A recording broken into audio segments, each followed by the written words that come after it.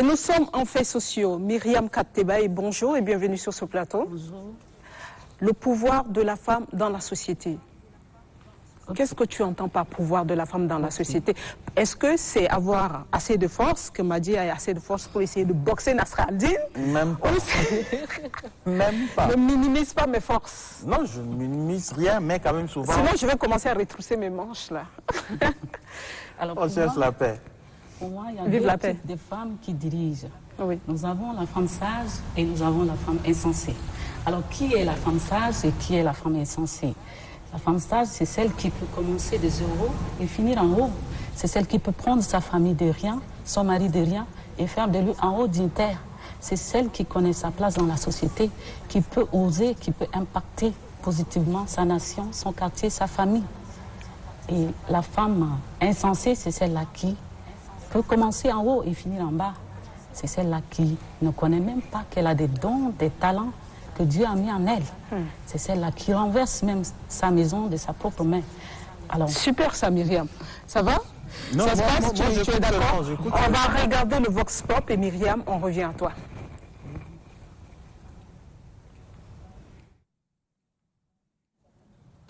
Alors, pour parler du pouvoir de la femme dans la société, il faut, je peux dire, repartir dans le contexte historique même de la création de l'homme et de la femme.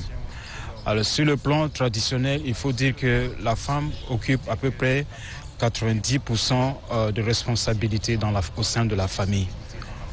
Pourquoi je dis 90%? Parce que vous voyez, la femme, lorsque vous vous levez le matin, bien vrai qu'elle partage le lit avec l'homme, avec son mari, c'est la femme qui est la première, n'est-ce pas, à mettre de l'eau au feu pour que son mari puisse se laver, faire le petit déjeuner pour son mari. Et pendant que le temps que le mari se prépare pour aller au champ, c'est la même femme-là qui va à la rivière, qui parcourt des kilomètres, 4 à 5 kilomètres, 6 kilomètres, voire même 10 kilomètres pour certains qui ont des problèmes d'eau, pour aller chercher de l'eau, venir pour remplir les jarres, avant de suivre son mari, bien sûr, au champ avec de la nourriture qu'elle a déjà préparée. Et même quand elle revient des champs, on voit que c'est toujours cette femme-là qui va se mettre toujours encore à la cuisine pour le repas du soir. Ça, c'est dans le milieu rural. Dans le milieu urbain, on voit aussi que les femmes occupent à peu près 90% de responsabilités sociales. Je m'appelle Nevendi Claudie. J'aide mes enfants à l'école, donc moi je suis une femme veuve. Oui, mes enfants sont orphelins, j'ai 5 enfants. Donc j'ai élevé mes enfants avec ça. Donc maintenant, Dieu merci. Mon deuxième garçon, il a fini avec son étude. Maintenant, il est en train de débrouiller, Dieu merci. On sort le matin jusqu'à pour rentrer à 20h, 18h à la maison. On fait le nécessaire, Dieu merci. On remercie toujours nos dieux. Le pouvoir que Dieu a donné à les femmes, premièrement, je remercie d'abord à ma mère, parce que ce que j'ai constaté, les femmes jouent un rôle très important dans la société. Là où je suis en vie, c'est par la grâce de la femme. Donc, je remercie aussi ma mère et à toutes les femmes qui se battent tout le temps pour s'occuper de leurs enfants.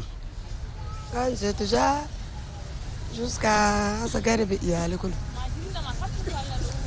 De suka gina da bas, ana sharbu foga, obitala gina, akil na kule foga bas. Merci Madame. Justement, vous savez, comme vous venez de le dire, la femme est une créature d'abord de Dieu et elle est dotée de plusieurs pouvoirs, des pouvoirs bien sûr naturels. Et il y en a tellement que nous ne pouvons pas tous citer, mais si nous faisons allusion par exemple à ce pouvoir naturel de concevoir l'enfant que Dieu a confié à la femme. Vous savez que c'est la femme qui conçoit et rien que le fait qu'elle garde cette grossesse en elle pendant 9 mois avant d'accoucher est un pouvoir de Dieu. Parce que pendant ces 9 mois, elle traverse plusieurs difficultés. Il y a des bons moments, tout comme des moments difficiles. Mais malgré cela, elle tient le cap. Et voilà les avis, on va dire, du citoyen tchadien sur le pouvoir de la femme. On va dire que les points de vue sont divers, mais globalement, c'est plus positif que négatif. Il y a des moments, ça me dérange quand tout va bien, en fait. C'est vrai qu'on me dise que ça ne va pas trop bien. Mais est-ce que le pouvoir de la femme se résume, on va dire, se résume uniquement à la sagesse? Non, pas seulement à la sagesse. Oui. Il y a beaucoup des aspects qui entrent en jeu. La femme peut être celle-là qui donne la naissance à la femme. Ça, c'est des pouvoirs naturels, comme elle vient de le dire tantôt. Le pouvoir de donner la vie, c'est Dieu lui-même qui a confié à la femme. Non seulement elle donne la vie, mais après la naissance, c'est elle qui s'occupe toujours de l'enfant. C'est elle qui allaite l'enfant. Le papa est souvent parti, peut-être que le papa se retrouve dans une autre ville pour des raisons professionnelles. Le papa part au boulot, mais l'enfant est attaché à sa maman. C'est maman qui apprend à l'enfant à dire, à sortir un mot. C'est elle qui apprend à l'enfant la parole. C'est elle qui pose les pieds de l'enfant au sol. C'est elle qui assure l'éducation de base de l'enfant. Ça, c'est aussi le pouvoir naturel que Dieu a donné à l'enfant, à la femme plutôt. Mais là, attends, nous allons peut-être là parler des hommes. Mais parce que là, vous êtes en train de tout ramasser du côté de la femme et c'est comme si l'homme ne fait rien. Ça, je ne peux pas accepter. Non. Comme on est en train de parler on a dit quelque part que tu participes et qu'il y a des moments où tu n'es pas là pour des raisons professionnelles. Elle m'a souligné aussi. Ouais. Donc, on comprend un peu ton déplacement.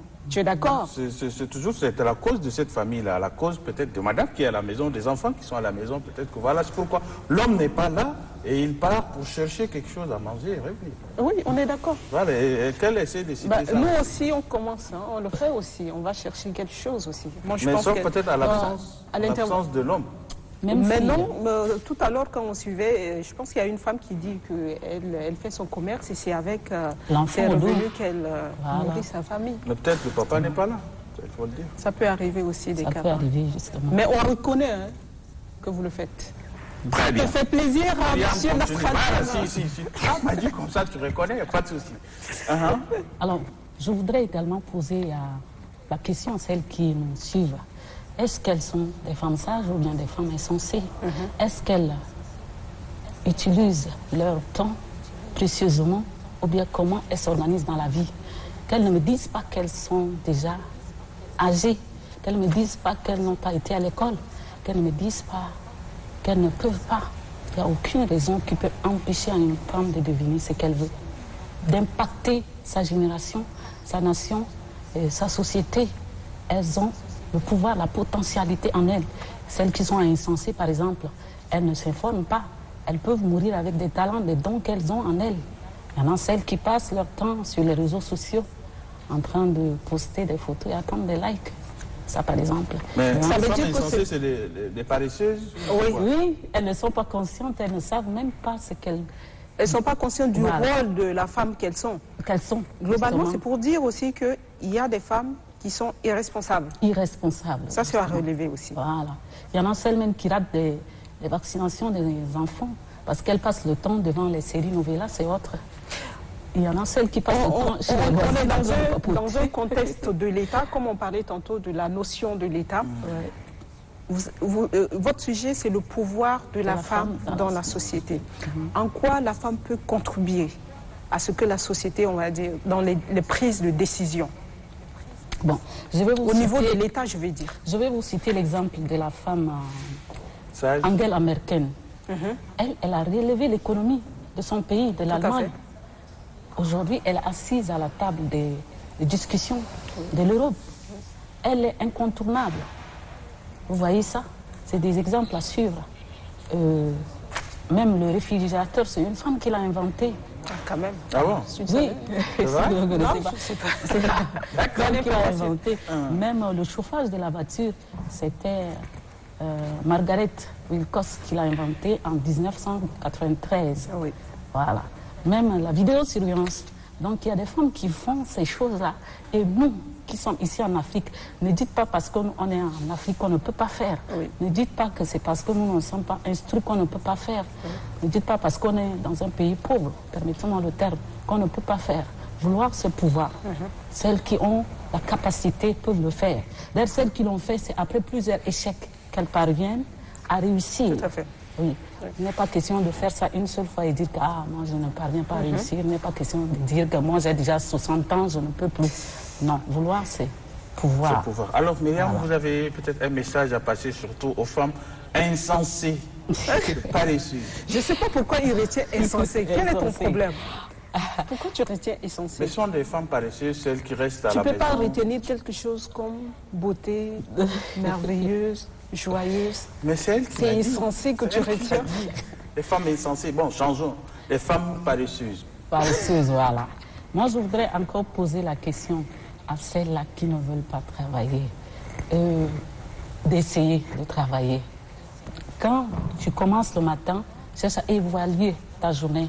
Qu'est-ce que tu fais le soir? Cherche à te poser la question. Est-ce que j'ai fait quelque chose dans mes 24 heures? Qu'est-ce que je fais pour impacter ma société, pour impacter ma nation, sinon ma famille? Qu'est-ce que je fais? Il ne faut pas rester à la maison, attendre que ce soit l'homme qui amène tout à la maison. Il ne faut pas rester seulement dire que non, je ne peux rien. Il faut chercher à faire quelque chose, un petit métier. Merci beaucoup Myriam. Ta société. C'est un plaisir de t'avoir sur ce plateau et qu'on a échangé sur le pouvoir de la femme. J'espère que les femmes qui t'écoutent vont essayer de changer un peu leur manière de faire les choses ou d'aborder la société tchadienne. Mais prochainement, un homme pour parler de pouvoir des hommes sur ce plateau. On est en démocratie, il n'y a pas de problème. La prochaine fois, c'est un homme. L'homme sera là. Mais on ne va pas vous rater parce que je sais nous aussi, on ne dort pas, on travaille. J'ai dit qu'on est d'accord. La famille. Patron. Chef, t'es content? Il est content.